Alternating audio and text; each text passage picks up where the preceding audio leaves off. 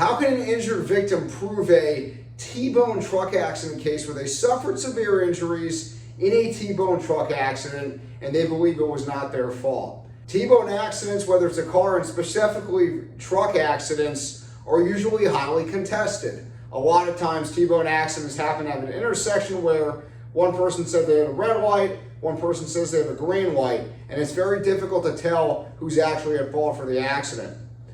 If somebody is involved in a truck accident, usually they will suffer severe injuries given the nature and size of the truck.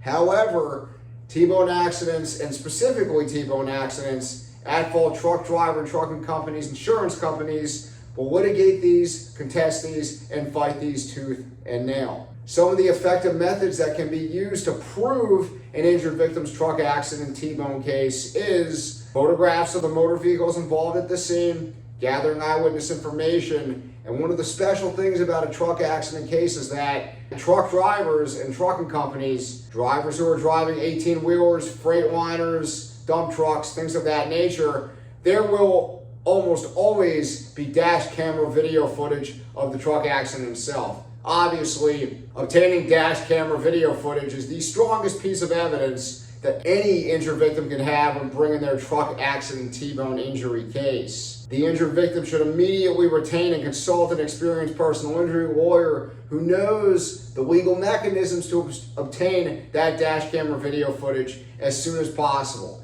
If you have any questions regarding how an injured victim can bring a serious injury truck accident case in the state of Maryland, feel free to call me.